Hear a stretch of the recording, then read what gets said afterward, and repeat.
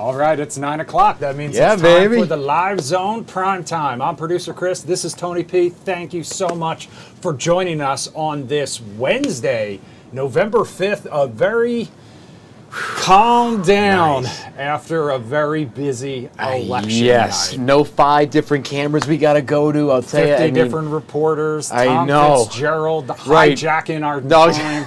No, I'm kidding. We had a great flow, and again, Chris, absolutely masterclass last night. Thank you. But and just keeping all these trains running together and co-hosting with all of us, and we were all just bouncing things off each other. It was like kinetic energy last night. All the assistance, because believe it or not, that should be a show. Politics is not my specialty. Isn't mine either.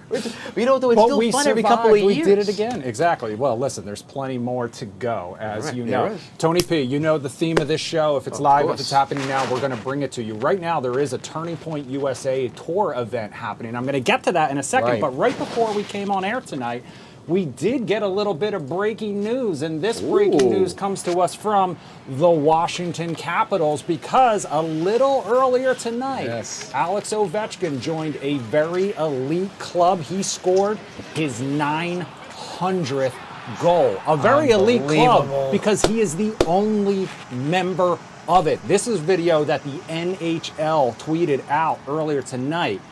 The team playing the St. Louis Blues. You see the score there, 2-0, 17:21 in the second when this happened.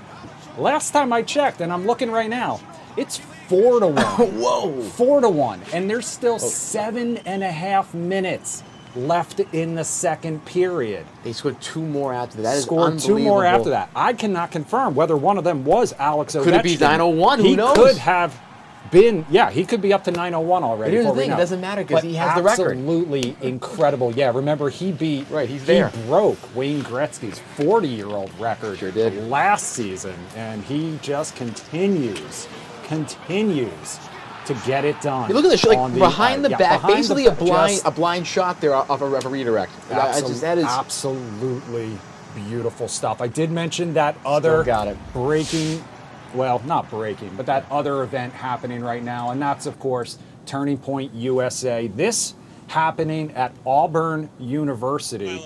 Right now, you see Donald Trump's son, Eric, I believe, on stage right now, along with Benny Johnson. We were in the audience for that. Absolutely. Tony P, we've seen this. We've seen these events just about once a week now. Like I said, this one happening.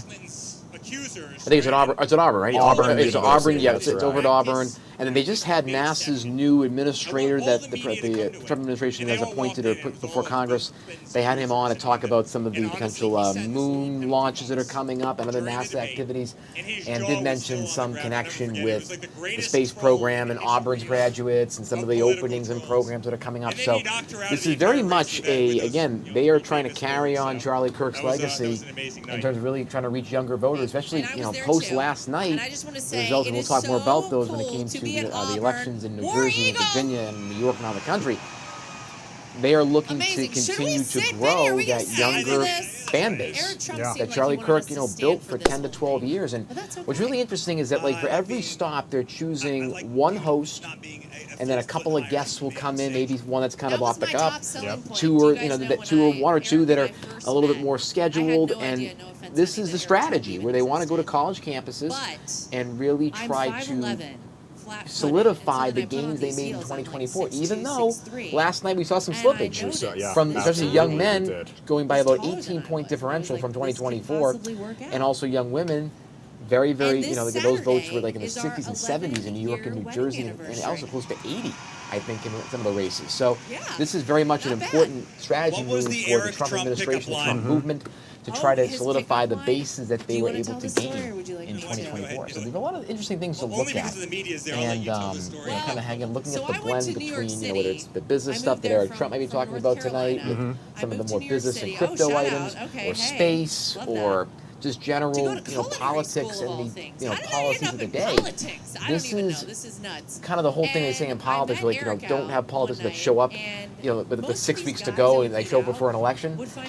I'm thinking this is their strategy, is to not show up before an election. Their goal is to be ahead of the midterms, potentially. That's just my read of it. I could be wrong, though. Well, as you know, here on the Live Zone, we will bring you live events as they happen. We'll keep an eye on this. They always go to some Q&A with audience members as well. So we will check back in on that in just a little bit. In the meantime, we do want to get to our big story tonight, and that one involves the airports. Right now, you're taking a live look at Reagan National. This is from our camera at the wharf, but we could be in store for a looming travel nightmare, and it's all because of the government shutdown, now in day 36. Earlier today, Transportation Secretary Sean Duffy and the FAA announced a major reduction in air traffic, and it's all because of the shutdown. Like I said, the agency plans to slash 10% of flights across 40 high-volume airports beginning Friday morning. That will impact thousands of flights and even more passengers all across the country. Now, as we have talked about over the past month or so, the FAA facing major staffing shortages made even worse because of the shutdown. Air traffic controllers have been missing paychecks. That has led to an increase in sick calls and major delays. As a result, we've seen some here in the DC region. So, speaking to the media earlier today, the head of the FAA and Transportation Secretary Sean Duffy said they would not wait for a crisis to take action. Take a listen. There is going to be a 10% reduction in capacity at 40 of our locations. The administrator is going to tell you that this is data-based. This is not based on what airline travels, has more flights out of what location. This is about where is the pressure and how do we alleviate the pressure. We've identified 40 high traffic environment markets. We'll be happy to share that later. We have decided that a 10% reduction in scheduled capacity would be appropriate to, again, continue to take the pressure off of our controllers. And as we continue to see staffing triggers, there will be additional measures that will be taken in those specific markets.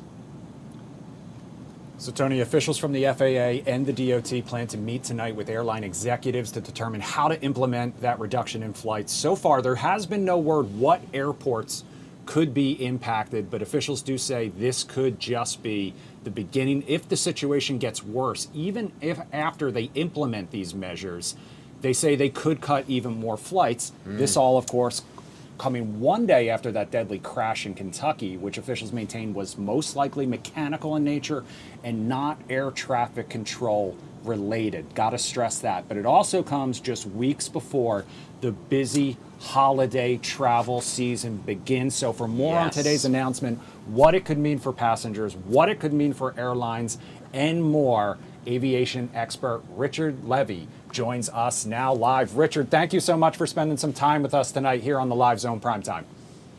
Hi, Chris. Hi, Tony P. Nice to be with you all tonight and to your great audience. Good to be with you as well. Very much appreciate it. Richard, let me start by asking, have we ever seen anything like this before? No, we haven't. We've had, of course, isolated areas of air traffic reductions due to weather, due to VIP movements, which would include Air Force One and other movements, but not the entire United States of America. And as you mentioned so well, Chris, you explained it perfectly. The air traffic controllers, like all of us, need to feed their families, earn money to feed the wife or the spouse, I should say, and the children are themselves. And if they're not getting a paycheck from the United States government, and this next Tuesday will make the second pay period that's missed, it's about a month. Some of them may be calling in sick, not to cause problems, but so that they could go to a second job to earn money to take care of their families. Majority of the controllers are showing up, but that is resulting in what you said tonight. As we speak right now, the government is talking with the CEOs, the operational people at the major airlines, and they should know at this moment which of the 40 major metropolitan airports will see reductions on Friday. It will be announced no later than tomorrow, Thursday, and will be enacted on Friday. And that will result in roughly 1,800 flight reductions, and that could be just the beginning, Chris and Tony. Wow. Now, let me ask you this again. I'm kind of passionate about aviation and airlines, so I'm going to nerd out a little bit, but I want to ask about the cascading effect that this could have on not just passengers, but the airlines, the mechanics, and all the pieces that make up air travel. What are those cascading effects that could come from a 10% reduction?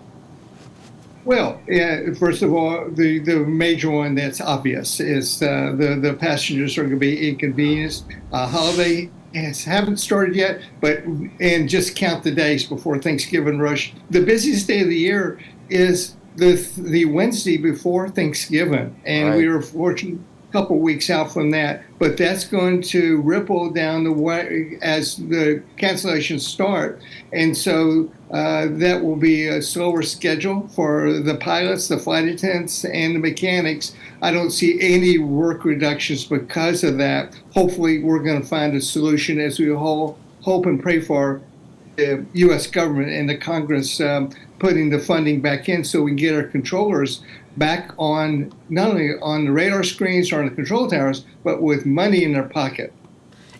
Richard, to that point of money in the pocket, airlines stand to probably lose tens of thousands of dollars if they are canceling flights, canceling passengers' tickets. What does it mean for those airlines losing this sort of money? Are they going to get any help from the government? And what does it mean for passengers who are going to have their tickets canceled? Are there any options for them?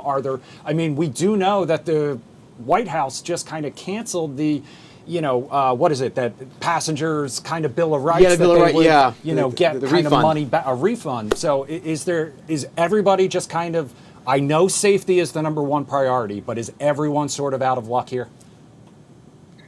I'm not going to put it that way, Chris, but in that sense, what the airlines will do for great customer service, regardless of which major airline it is, as soon as this is becoming fact, and it looks like the writing is on the wall, the passengers will be notified, will be rebooked.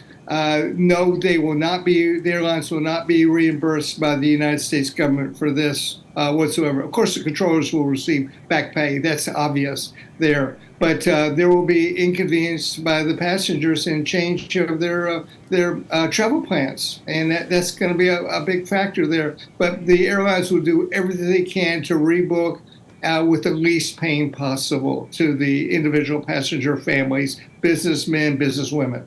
And for those passengers that may be having those flights in a few Wednesdays from now for Thanksgiving, what advice would you give to them if they're starting to book flights now or have flights that might get canceled? What is the best advice that you would give them to make sure they actually get out on time to see their families at the holidays? Tony, super good question. I would say sit tight. That's easy to say here in our home in Dallas, Texas, but sit tight and let's see if the government gets it together within the next few days. If so, we're good to go for Thanksgiving. Now, your question was, what if not? When that's what we do in aviation, if there's bad weather, we divert to another airport. In aviation flying, what are we going to do then? And we need to begin calling families and friends and tell them, if I do not get to you on that Wednesday, how about on Friday? How about an alternative plan there? Start working on those. But we are today, Wednesday, November 5th. Let's give it 5 days and hope that all parties get together and we solve this on behalf of all of our great people in the U.S. and our wonderful men and women of the Federal Aviation Administration, their traffic controllers. Absolutely. Richard, if the shutdown ends tomorrow, let's say, but they've already put this plan in place, how long until things kind of get back to normal? That's my first question. My second question is, even when the shutdown ends and air traffic controllers still get those paychecks, there is still a little bit of a looming crisis because they are down air traffic controllers. There is a huge push to hire some. There is a huge push to keep the ones that we have and also modernize this system. What does the future hold? Well, two things. One is I will tell you that the reduction of the 10% that we talked about the flights is effective on Friday. If the good news were to happen and there were a miracle tonight, tomorrow, they could put it back together, not instantaneously. Once a flight is canceled and people are rebooked, but it does not take long to put it back together. And the good news there, it'll take a few days. But on the other hand, as you already mentioned, safety is number one, and we don't want another incident that happened as we did in January because of a low number of workforce. There are people being overworked there. So if there has to be, if this thing does not get settled soon, there could be, in my personal opinion, I'm not representing the government, as you know, a further reduction. Why? It's what you said. Safety is number one. And one thing I do want to add, we're talking about airline flights, and that's the major topic of the day. Guess what else is going to be cut back somewhat? Rocket launches. That could be some out of Cape Canaveral or SpaceX out of Vandenberg Air Force Base. That takes time and energy from the air traffic controllers. Plus, private aviation, we call that general aviation. They operate under visual flight rules, safe, but at different types of regulations. But it still takes the time for the controllers. So they may feel the effect also.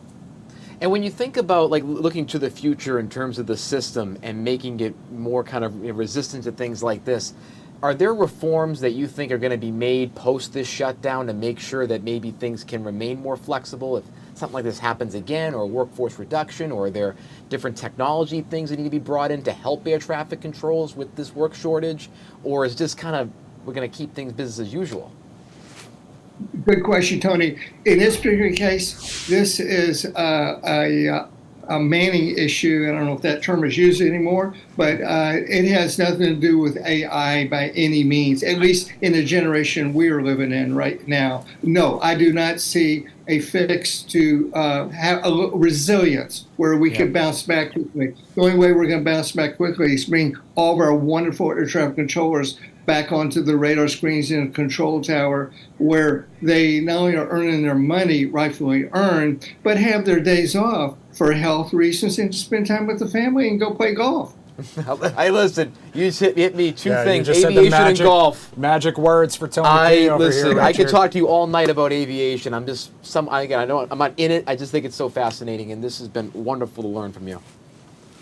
I love talking about it, and I love all of you at the station, and Fox 5 in Washington, D.C., you all are the very best. Richard, you're the best. Thank you so much for spending time with us tonight. Aviation expert Richard Levy here on the Live Zone Primetime. Have a great night. Hopefully the next time we're talking to you under much better circumstances. Looking forward to it. Thank you, Chris. Thank you, Tony P. Richard, pleasure to see you. All right, we're going to Bye-bye. take you back out to Turning Point USA. That's where Eric and Laura Trump are on the stage with Benny Johnson talking to people at Auburn University. We'll take a quick break. We'll leave this shot up. When we come back, we're going to find out what Tony's watching today. And then we're going to talk a little more politics. We'll be right back. To watch. I love it. Eric, I would love to hear your story from the trail, something that comes to top of mind in 2024. God, I mean, there's so many. Well, I mean, 2016, 2024, every story. I mean, guys, you got to remember, we're a political family that did not know, we were not a political family. We didn't know what the hell we were doing, right? I remember in 2016, I tell a story once in a while. My father calls me up one day on the cell phone. He goes, honey, I need you to go on Megyn Kelly tonight, all right? I need you to defend me. She's going to kill me on immigration. And I go, Pops, you know, I'm happy to go on Megyn Kelly tonight, but you know I don't know a damn thing about immigration, right? I don't know a single thing. Really good at building buildings, really good at building golf courses, really good at running great properties around the world. I don't know a damn thing about immigration. Here I was on Megyn Kelly about 15 minutes later trying to defend his immigration policy. This is like 4 minutes after he came down the escalator. You know, we're gonna build the wall. I'm like, great, this is gonna be great. I know nothing about building a wall. I mean, I could do it in construction, and we're really good at that. But, you know, I mean, think about the disadvantage we had. And you know, Laura mentioned God before, and I have to go back to this for a second. Hillary Clinton raised $1.5 billion. My father self-funded his pretty much his entire first campaign. We didn't know what a delegate was. We didn't know what the Iowa caucuses were. We didn't know a damn thing about the game. We didn't know anything about Washington, D.C. My father had been in Washington, D.C. about 7 times, and that's when we built a hotel there, right? It had nothing to do with politics. We didn't know a damn thing about the system, and yet we were able to beat her at her own game based on heart and soul and work ethic and family. And you always have this kind of saying in politics, which is keep your kids, keep your family the hell away from political campaigns. We didn't abide by that. We did the exact, guys, we didn't have anybody. What was really funny about 2024, to kind of Benny's question, we had everybody coming up to me. I'd have congressmen every single day. I would love to endorse your father. Could you please arrange a time where I could come endorse your father, right? It actually helped them substantially more than it actually helped my father. And I'm laughing. I'm sitting there saying in 2016, we didn't have one single endorsement. It was like Don, myself, Laura, Benny, Janine Pirro Charlie. a little bit, like Charlie. Other than that, like we had no one. Absolutely no one. It's just so funny how. All right, welcome back to the Live Zone Prime There we go. I swear. Sound the one of words out. these We're gonna do days- that. I know. I speak too fast. I mumble. It's I'm all from of the Boston. I do worst too, so. possible things. All right, welcome back. It is now 9:20 on this Wednesday night. You've been watching that Turning Point USA tour event happening right now at Auburn University. We'll keep an eye on this. We'll keep listening into this. But in the meantime, we do have to get to what Tony P was watching today, because that's the highlight. Oh, for me. On really? any given day, given day, that is the highlight. It is appointment-based TV here at Fox 5. We're going to do the set the tone recap of the day here, and we begin tonight, of course, here in Washington, where the government shutdown has now entered day 36. And still, no sign of a deal on the horizon. It's Groundhog Day again, folks. And turning to politics, both parties are dissecting the fallout from Tuesday night's elections. Inside the GOP, the post-election debate is intensifying. After Republican losses in Virginia and New Jersey, President Trump publicly blamed the result on his absence on the ballot. But party insiders say the issues go deeper, pointing out that several candidates attempted to distance themselves from Trump's populist message and ended up losing base enthusiasm without winning over the very much needed independents. At a closed tour breakfast with Senate Republicans this morning, the president pushed again to end the Senate filibuster, calling it the only way to get the country open amid the shutdown. But Senate leaders signaled they don't have the votes to make the move at this point. Strategists now say the GOP's challenge heading into 2026 is balancing Trump's base with outreach to suburban swing voters. Meanwhile, Democrats are feeling energized after flipping key suburban seats last night. But party leaders are being warned not to cut a weak shutdown deal, in quotes, that could undercut that momentum. Progressives are urging the White House and congressional Democrats to hold urging Democrats to hold firm on social spending priorities and resist what they call a rushed compromise. And in a move first reported by Axios, the Democratic Congressional Campaign Committee confirmed that it plans to intervene selectively in select 2026 House primaries, especially in swing districts where it believes certain candidates could jeopardize the party's ability to win. EDCCC spokesperson said the committee will use every tool at our disposal, underscoring ongoing tensions between the party's progressive and centrist wings after the elections. On Wall Street, markets steady after a choppy few days. The Dow up about 0.5%, the S&P rising 0.4 points today, as investors balance modest job gains across the country and political uncertainty. Private payrolls reported by ADP rose about 42,000 in October, signaling the labor market remains resilient somewhat despite the shutdown standoff. In breaking aviation news, investigators in Louisville are working through the aftermath of the UPS cargo plane crash that killed multiple crew members and injured dozens more. The NTSB said the aircraft's left engine detached during takeoff, scattering debris across the nearby field. Shipping delays are expected across UPS's national network as operations remain partially suspended. Over in the social media world, one of the week's biggest viral trends is the one-trip challenge. Millions are posting videos of themselves trying to carry every grocery bag from their car in one go. I've tried it. It's not really worth it. The hashtag has racked up more than 300 million views and even sparked a few lighthearted brand rivalries in the comment sections. Meanwhile, regulators in the UK and Australia are finalizing new rules that would bar users under 16 from major social platforms, forcing tech companies to rethink how they verify age and protect the younger users online. And in pop culture, Freeform has unveiled its full lineup of the 2025 edition of 25 Days of Christmas. I was looking forward to this, Chris. Set to begin December 1st. The schedule features beloved holiday classics like Home Alone, the Santa Claus trilogy, How the Grinch Stole Christmas, and Frozen, as well as Miracle on 34th Street. And Oscar winners Jennifer Lawrence and Emma Stone are teaming up today to produce a brand new Miss Piggy feature film written by Tony winner Cole Escola. Jennifer Lawrence revealed the project this week, hinting both she and Stone may appear on screen. It's set to be Miss Piggy's first true solo movie, and it's already generating major buzz on social media and in Hollywood.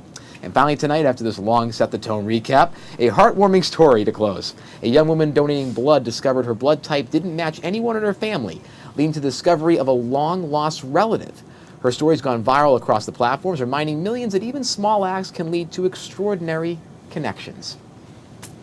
Ancestry.com is pretty cool, I'm just saying. Like, very cool. I found some cousins I didn't know about, seriously.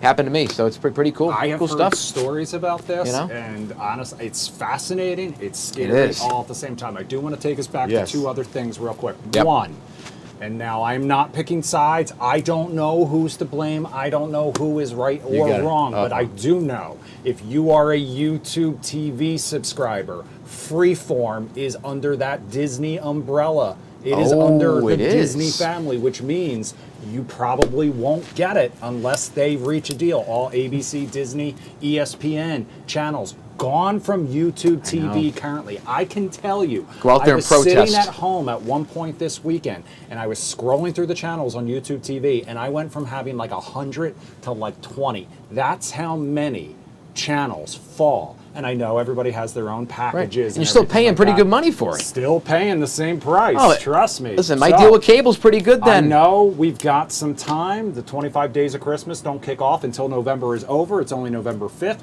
Hopefully they reach a deal at some point and solve this, but I need my Christmas movies, Tony P. I want my MTV and I want my government to not be shut down either. So we got a lot of things Exactly, I happening know. at once during, Also, during this TC Muppets, moment. The Muppets, I mean, the more, the better. That's all I got to Yes. say. So bring it on. Love I it. can't wait for Miss this. Piggy, her own Miss movie. Piggy movie. In the meantime, we're going to take another quick break. As we head to break, we'll take you back out to that Turning Point USA tour. Eric Trump speaking now.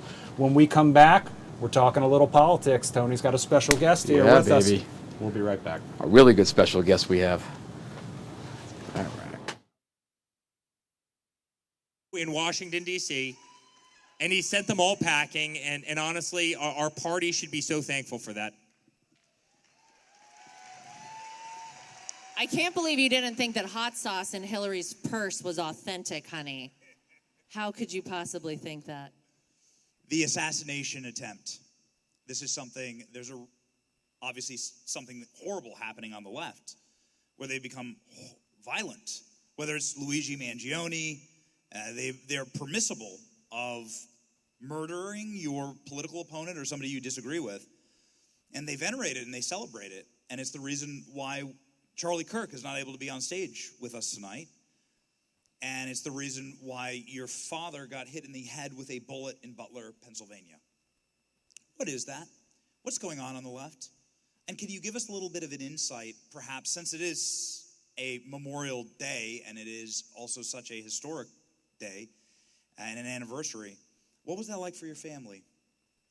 Well, certainly the lack of God for these people. It is pure evil. That's exactly who they are. It's probably the breakdown of the family system. It's a whole lot of societal problems. And it's a group of people who have just flat out lost the argument, right? Isn't it really amazing? I mean, just go back. The entire Democratic game the entire time was identity politics, right? First it was you're a racist. Then it's you're anti-Semitic, right? It's like, well, he's not racist. He's certainly not anti-Semitic. There's never been a person who's been better for the Jewish state than my father ever, right? And then it's really interesting. Then it was, well, you must be sexist then, right? Because those two narratives, and it's like, that's kind of funny because Kellyanne Conway, his first, campaign manager who won in 2016 was a woman, and Laura Trump, who ran the RNC, was a woman, and, Susie Wiles, who was the second campaign manager, was a woman, but, he must be very sexist. And then it's, fine, he's not a sexist, but, he must be a fascist, and yet, who dresses up in black and takes a rifle, at a college campus and sits on a roof and shoots somebody that I truly loved, and somebody that Benny truly loved, and somebody that Laura truly loved, and somebody that we all truly loved, as you engaged in free speech? Like, is the person dressed in black holding a rifle on a roof shooting over the heads of college kids who are engaging in free speech, does that look like a fascist, or does the person who is courageous enough to go to those campuses and debate anybody on that campus because we're right on the issue. Who's the fascist? It's sick, guys. It's sick. And that's why we need God in society, because God would cure so many of these problems if you had faith and you had morality and you had religion in your life. If you had good family, you had good values, you had good principles, you were raised correctly. We've got to return our society to that. And that's why family values matters. All right, welcome back to Live Zone Primetime on this Wednesday night. You've been listening to Eric Trump speaking at a Turning Point USA tour event at Auburn University. We are going to keep an eye on that, but in the meantime, coming up exactly 9:30, Tony P, I'm going to hand it off to you because Yes, it's time sir. to talk a little more politics. Well, we're going to dive into my set the tone, my recap, and we're going to talk about the elections last night across the country, from New Jersey to Virginia and New York. I know it's not too far and wide, but we had a lot of elections last night, a lot of data to go through, and what are these predictions for 2026? And I have an incredible guest with me, T.W. Origi. You are truly incredible, my friend. I don't know. T.W. Origi, a political strategist, commentator across many networks here in D.C. and around the country, and of course VP at Push Digital, and one of my dear friends coming in tonight to talk some politics. How are you, my friend? Me, Tone. And Boston native too. Forgot about that. Went to my rival high school. Go Eagles. Oh, you did say that. Well, let me just say a couple of things. First of all, 2 weeks in. Outstanding job. Oh, thank you. You have set the tone across the district, and I wish I got the jean jacket memo. I wouldn't have doubled up the suit thing if I knew. We should have had like a motorcycle group, like the Wild Hogs movie. That'd be perfect for you and me. So does this guy look sharp? Does he look sharp? What he didn't acknowledge is the holes in the Hell, elbows. So oh my God! Maybe we'll just bring on the rock and roll. Belichick suits. That'd be, cut it listen, out. hey, he's not winning right now, so that's No. not good Well, vibes he for won us. last week. That might be one question we need to ask. Yeah, But so let exactly. me ask you, TW. So we had a lot of results last night. We did. And across the country, Republicans and Democrats are diving into it this morning, from the White House to just on the ground, folks. How would Republicans first? How would you overreact if you're a Republican to this, and how would you underreact if you're a Republican to this news? I wouldn't overreact. Okay. So that's out. That's Gotcha. out. Okay, Gotcha. look. New Jersey, Virginia, New York City. Trump lost all of those. Okay? Pretty soundly. We weren't expected to win those. So that's my takeaway there. Gotcha. I wouldn't read too much into those results. Look, the energy's on the Democratic side. The political gambit that the Democrats took to shut down the government, hold it hostage for healthcare negotiations, paid off. Okay. And it expedited those energies on the Democratic side. Interesting. So that's my first takeaway to that. Number two is candidates matter. Zoran Mamdani, I thought a lot of what he said just 5 years ago on Twitter and elsewhere would have disqualified him from running. I know a lot of Democrats felt the same way. But the man is a gifted communicator. His content on social media was electric. It was. Outstanding. I couldn't even deny it. And a lot of people need to take notes about that, right? So candidates matter. On the converse side of that, right, you have candidates like Winsome Earl Sears, our candidate in Virginia. She just never really got rolling. And actually, she was so ineffective, I should say, that it brought another bad candidate, Jay Jones, Democratic nominee for Attorney General, and it won him the election. So candidates matter.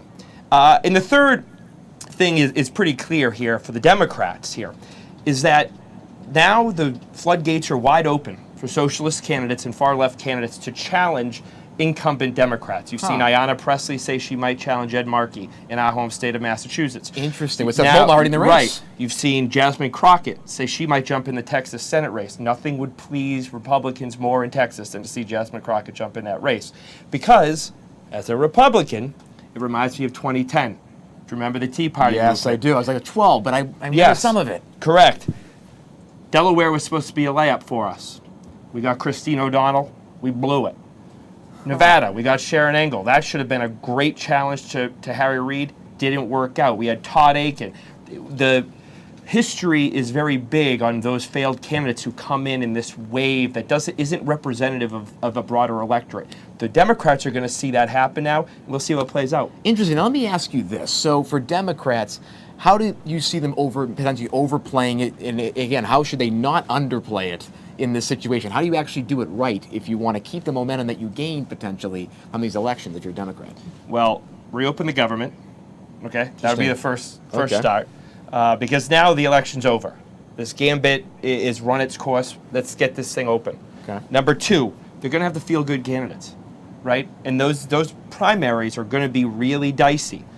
I know they were hot on Spanberger and Mikey Sherrill, but those aren't going to be the norm if now far left politicians jump in these races, socialists jump in this race. Look, in every single race in this entire country, Republicans are going to have those Democrats answer for Mamdani and his policy positions.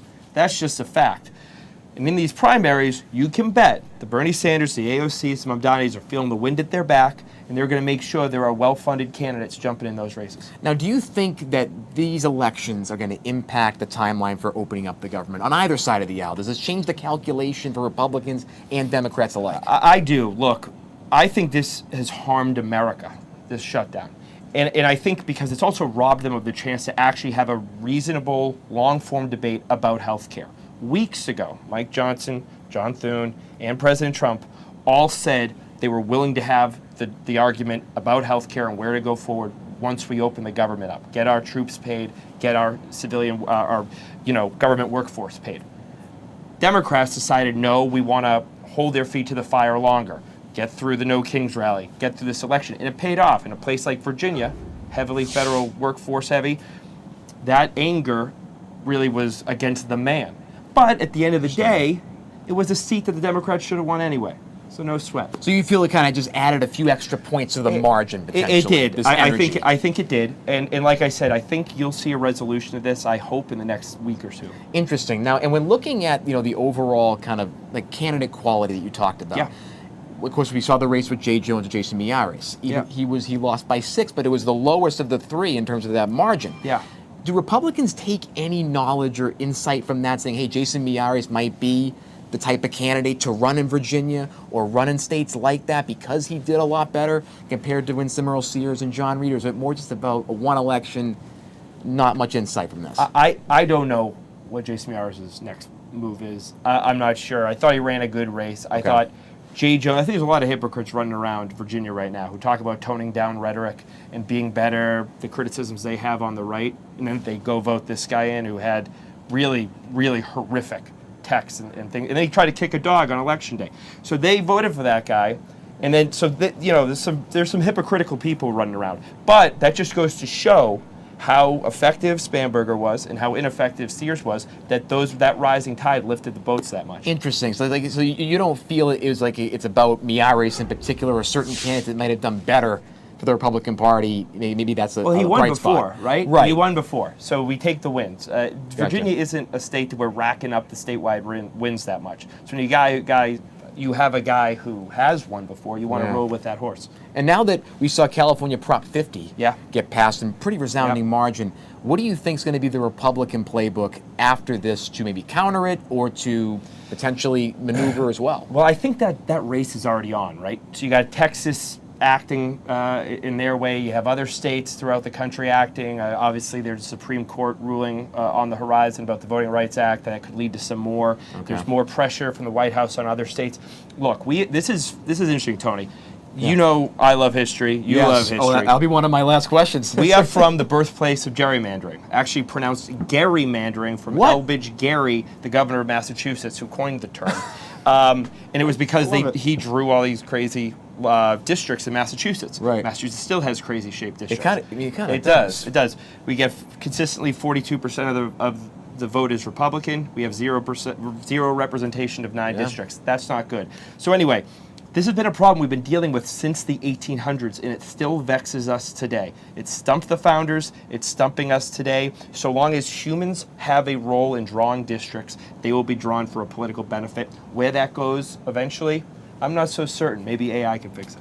And finally, in terms of the political end, then I have a history question for you. Yes. So when looking at the overall, the gerrymandering situation with these boards that they're putting up or bipartisan commissions, could this be the end of that potentially and going back into the corners, or is there going to be kind of a technological advance, do you think? I don't know. If there is a technological answer, I haven't heard it. I hope there is, but I haven't heard it yet. Look, again, this is a human endeavor. Anything in politics is a human endeavor. I hope that we move ourselves back to a more bipartisan way of doing this. I don't think it's fair to voters. I don't think it's fair to the country. And look, before all this happened, 80% of House races were deemed uncompetitive, meaning you had a voter registration gap of over 10. That is not healthy for democracy. Wow. And that gives more voice to the polar sides of each party.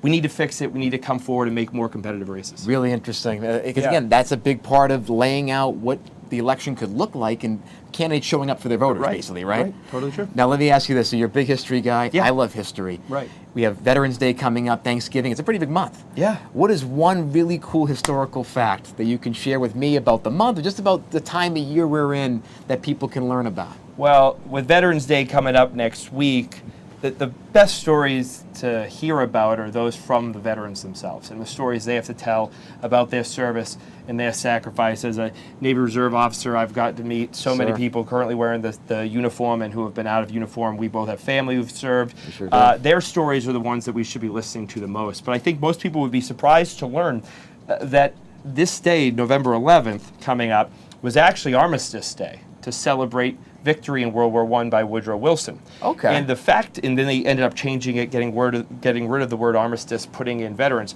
But what was fascinating about that was the original idea of the day was for it not to be a federal holiday where everyone got the day off. Rather, a day where people went to work, and then you would take some time off for between about 11 and 1 o'clock to go into your town square, go into the city, and watch a parade and honor our veterans, like during the middle of the day, a time where we're all captivated at work, we all leave as one, celebrate the veterans of World War I who saved the world, and come back to work. That's unbelievable. And again, Yeah. with social media now, you know, if you can do that now. I Because know, people I are know. either at home at work or like we're all Right. in different silos. That's why we all got to get back in the office, be more productive. Listen, as someone who just rented out an office, I'm a fan of And that. I my should be friend. one to talk because I work from home most of the time. You can always come to my office, man. You know, All right, Listen, all right. Plenty I'm of room in coming. downtown D.C. I'm coming, The brother. T.W. Riggy, Vice President, Thank Push you, Tom. Digital Republican Appreciate you. Strategist. Thank you for Appreciate coming you. on Appreciate all y'all, and too. talking. Politics, Shutdown really means a lot to Yeah, your voice. absolutely, man. It's awesome, brother. Absolutely. Thank you so much. Go Eagles. Yes. Go Birds, absolutely. Well, Oh no, BC it's High BC Eagles, go Pats. So we went to different Catholic high schools. Sorry. So Should have set the tone. Is it both Zavarian brothers? It is, right? No, BC High. Right. And And your, so I'm saying John. No, we're not part of the same Jesuit order, are we? No. Here in DC's Okay. logo No, is Jesuits. Eagles as Right, well. right. Once an Eagle, always We're an Eagle. Zavarian All right, kind of TW, Jesuits. Tony, you guys go bro out. I'm sorry, all We're right? going to take you guys back out to that Turning Point USA event. Laura Trump and Eric Trump still speaking right now. And that is the new face of the Democrat Party. If you think they're going to stop at New York, you are kidding yourself. It will be all over the United States of America, which is why we're going to have to fight even harder going forward from here on out, because we can never let this happen ever again in the United States. Thank you. Mr. Johnson, Mr. Trump, and Ms. Trump, I'd like to ask about your father's relationship with Israel. He's taken over $230 million from pro-Israel groups. During the summer against Iran, even though he advised against it, Israel still attacked Iran, and the U.S. still bombed on behalf of Israel. Your father's frustrations with Netanyahu have been made clear when he cursed on national TV over the situation. Israel has not been a great ally to the U.S. all the way since 1960 when they bombed the USS Liberty. Israel is a nation where Christians are constantly under attack in both Gaza and the West Bank. We talk about America first and defending Christians, but how can we do this if we align ourselves with a nation that does not do that itself?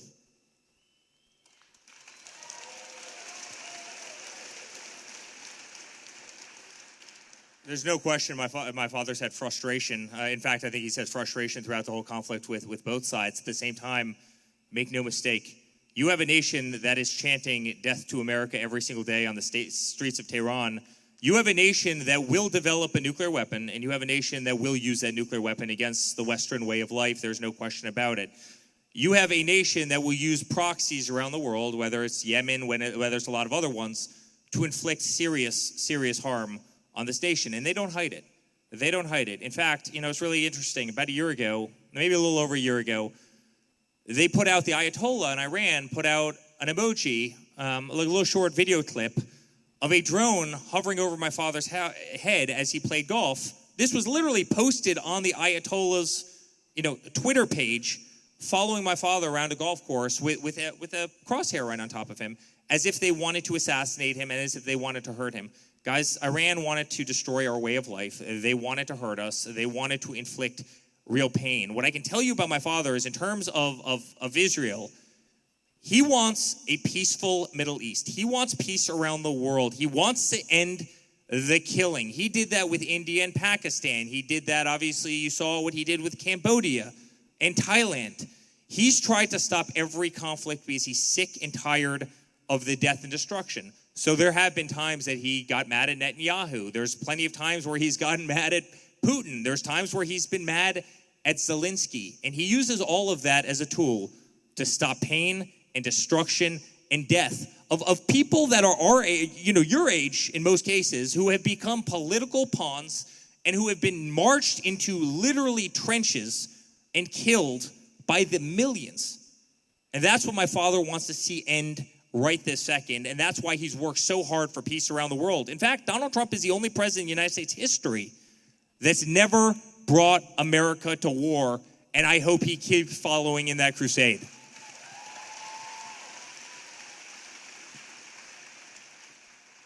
In response to the nukes from Iran, Israel has nuclear weapons and is not a part of the IAEA, unlike Iran.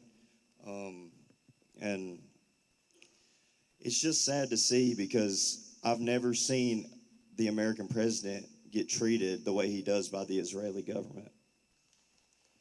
Here's what I'll add.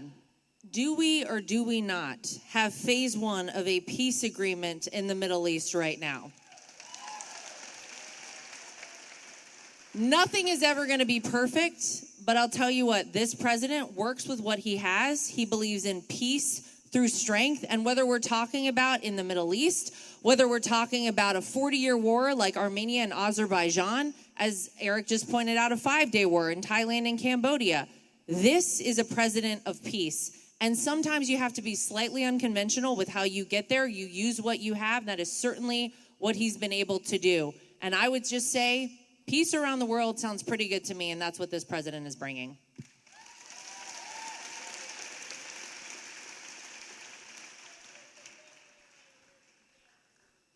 Good evening. So, I have a pretty busy father myself, but I know you have a very, very busy father. So, has his long hours ever impacted your sleep schedule? Yeah, 100%. Yes. He'll call me at 5 o'clock in the morning. He'll call me at 12 o'clock at night. Then he'll call me at 5 o'clock in the morning. Donald Trump is like the Energizer Bunny on steroids, in like a red tie. And he's always been that. I mean, as long as, and I'll never forget in 2016, you'd have Hillary, she'd be up on stage. Does Donald Trump have the stamina to be president of the United States, right? And, here she is. She packed it in like 3 days before, Election Day. She thought she won. She filled the Jacob Javits Center in New York with the most beautiful balloons. All her, billionaire supporters were eating caviar and drinking champagne. And guess who was on the stage at 2 o'clock in the morning of election, about 3 hours before he went to actually vote himself in Michigan? Donald Trump, because he wanted to get one more rally in while everybody had already packed it in. So the guy has never been long on sleep. And by the way, isn't that what you want out of the president of the United States? Don't you want somebody who's going to fight their ass off? Here's what I'll tell everybody about him.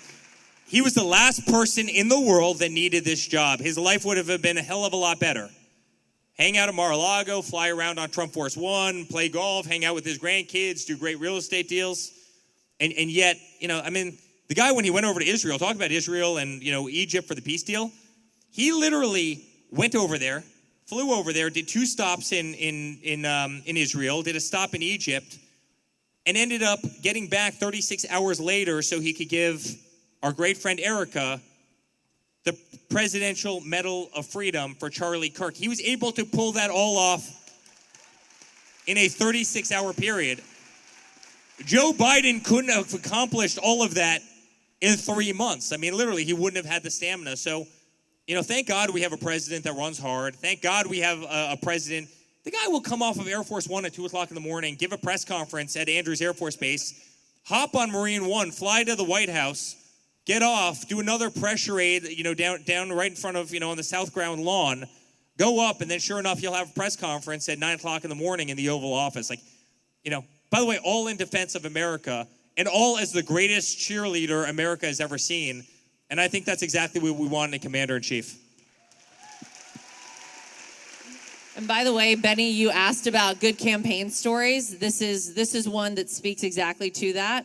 When we left Grand Rapids, Michigan, after that final rally of last year, we got on the plane to fly back to Palm Beach, packed, with the whole campaign crew. And you would think because the next day, everybody's going to be up early, start to finish, like we're going hard again, making sure we turn everybody out, then maybe you'd want to rest a little bit. Not Donald Trump. It was a full concert on the plane the whole way home. Nobody slept a wink. We all walked off of that plane just absolutely exhausted, but knowing we left nothing to chance. We left it all out on the field. And we played a lot of great music on that plane on the way back, I'll tell you. You may have heard he's pretty big on the iPad playing DJ. What song, real fast? November Rain. You have some Sinead O'Connor. Nothing compares to you. You have some REM. Phantom of the Opera. Rolling Stones, some Broadway. Elvis. Yeah, we did a lot. We did it all. All of it. Thank you. He's always going. Thank you very much. Hi, guys. My name's Gavin. Just on behalf of all of us, I really want to thank you guys for coming out tonight. Thank you, Gavin. Yeah, what a beautiful time this has been in honor of Charlie. Speaking of, I am very Christian. I'm extremely pro-life to the point where I'm also anti-death penalty. I was just curious on, it's one of the few things that actually Charlie disagreed with the president about. What is the president's stance moving forward as it goes with protection of unborn life? Well, I think you know where he stood all along. I mean, this is the first president to participate in anything that has been pro-life, to the capacity that he has. I think he's been very clear on his stance for that. We know that he promised us that he would put Supreme Court justices on the bench. He put 3 of them on there, and we saw the fall of Roe v. Wade, right? He worked very long and hard to ensure that he got good people to do that. The first president to speak at the March for Life, and I don't think he's ever shied away from his position, and he's the one who will tell you the story about actually changing his position, that for a long time, he wasn't pro-life until he actually met back up with a child of someone who he knew from years before who thought about having an abortion, kept the baby, and then he talks about the fact that he met this, young man or woman who really impressed him, that he was like, God, this is what happens. This is what the beautiful part of life is all about. And it changed his mind completely. So I don't think he's changed his stance. I think he's been very clear on that. Anything else to add? Yeah. Yep. Thank you. But as it goes for stance on the death penalty, do you think that any more can be pushed in that direction as it goes for a pro-life stance? Yeah, I think he's probably not changing his mind on death penalty. There's a lot of people who have inflicted a lot of harm, and I get it. I get it if you're pro-life, but I don't think we're changing his mind on death penalty. Probably not. Thank you, guys. Thank you. A lot of presidents, a lot of Republican presidents in our lifetime have said that they are pro-life, and not a single one of them went the 200 feet from the Oval Office to the March for Life, and President Trump has done it every single year. Spoken to the March for Life, and done so very strongly. Hi, you guys. My name is Audrey, and I want to thank you guys again for being here. This is such a special moment for everyone. I would like to preface, I'm from the suburbs of Chicago, and ever since I was little, even up until now, my parents have advised me to stay away from Chicago, and I can see why, and I do. Our governor is a disaster, and he denies the crime that goes on in Chicago, and he goes against federal laws and policies, and it really sucks. And I just would like to know what steps President Trump will be making to lessen the crime in Chicago. I really appreciate that he's already taken steps with the National Guard and ICE agents, but I would just like to know what steps he'll be taking in the future. So, Audrey, this is such a great question. And by the way, this has real deep meaning. I built our building in Chicago. You've probably seen it many, many times as you were in there. It's the tallest building in the city, second tallest building in the city, the 7th tallest building in the world when we built it. And Chicago's gone to hell, and it is deeply sad. And Chicago's a city that's been run by Democrats for the last 100 years. And despite that, they go further and further and further to the left every single election, and it gets worse and worse and worse. And if you look at what my father did with Washington, D.C., in 12 days, they arrested 4,300 people. And crime went from being astronomical, not quite Chicago, but bad, to being 100% perfect, meaning, they have no murders. The point is, we've seen this story before. We've seen this movie. It can be done. And yet, I know your governor, and I know Pritzker, and he's been an absolute disaster. I mean, you have the president of the United States saying, I want to come, and I want to be your partner, and I want to fix this problem. They had a weekend recently where you had 70 shootings, and a lot of those translated into murders. Every single day, brothers and sisters and husbands and wives and daughters and sons are getting mowed down, and they don't give a damn. And you know why they don't give a damn? They don't give a damn because if Donald came in and he fixed the problem, it would be a huge stain on the Democratic Party forever, in that he was able to fix a problem that they, for the last 100 years, couldn't get under control as it progressively got worse. Remember the problems you had in Chicago. I mean, you literally had people under Lori Lightfoot, who was the last mayor of Chicago, who were leaving piles of bricks along Michigan Avenue so people could go up, grab the bricks, and throw them through, storefronts. And you know how I know this? Because I took care of every single one of those, those Chicago PD officers in our hotel that were bloodied, that were cut, that were beat to hell. We took care of them in Trump Chicago. Like, we became like their fortress during remember, it was the summer of love, they called it. It was the mostly peaceful protests, as CNN called it, as the cars burned on streets all across this country. It is so sad because we know the problem can be fixed. It was so sad because Donald Trump has already proven that he can fix the problem. The problem is you have corrupt, incompetent politicians who don't care about this country and don't care about the citizens, but only care about their political party, despite the fact that comes at a massive detriment to the people of Chicago. And I'm telling you, if you gave Donald Trump 2 weeks, you'd have the safest country in the nation. We've seen it done before, and I hope to God he goes in there and just takes care of business, because the people of Chicago deserve it. Thank you. I agree, and I believe in him. Thanks, Audrey.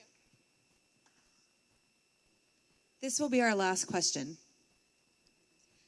Hello, so we're in high school, and talking about politics is just really brutal because it goes straight to name calling. So my question is, for people who disagree with us, how can we try to find a way to commonly come together and talk about at our age?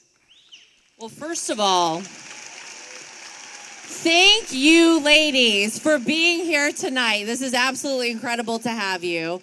And I would say, if you ever feel like you are too nervous to talk to somebody or you're not sure what to say, remember our friend Charlie Kirk over there. Channel Charlie. Take a moment. Understand that you are speaking from a place of truth. You are speaking from a place of goodness. You are speaking from a place of understanding. And you can just tell these people that this is what you believe. They don't have to believe it with you. And that is the beauty of the United States of America, because we can agree to disagree in this great country. That's what it's all about. But also have backbone. I can't tell you how little backbone so many people have, right?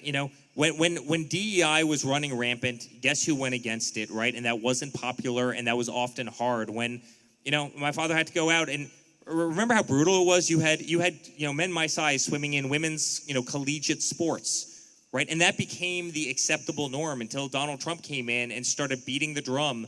Once in a while, you have to beat the drum. You have to stand up for what's right, even if it feels unpopular. So oftentimes, the things that feel unpopular are actually the most popular things. You can't back down, and you can't cower, and you can't hide, and you can't silence your voice, and you can't just think something and compartmentalize it. You actually really have to follow your heart, right? And you also have to be smarter than them. That's what Charlie did better than anybody. He was the best debater, and he was sharper than them, and he was right on the issues, right? So between the fact that he was smarter and he was actually correct in terms of the policy, he could win the debate. And that's what I hope you can both do. And I think that's what I hope we can all do. Be smarter than them and be right on the issues and win the debate and do so using civility, and not evil and violence, which is so oftentimes. All right, you've been listening to the Turning Point USA tour at Auburn University. Real quick, I do just want to let you know that we are also following some developments from New York. That's where there was an explosion in the Bronx earlier tonight, right around 7 p.m. We're standing by for a press conference from that. We'll have updates coming up throughout the evening here at Fox 5 on air and online. It's been another busy night, of course. The cause of that explosion remains under investigation. Down to our final 10 seconds. Thank you, everyone, for joining us here on the Live Zone Primetime. For Tony P, I'm producer Chris. Have a great night. Fox 5 News at 10 coming up next. We'll see you tomorrow.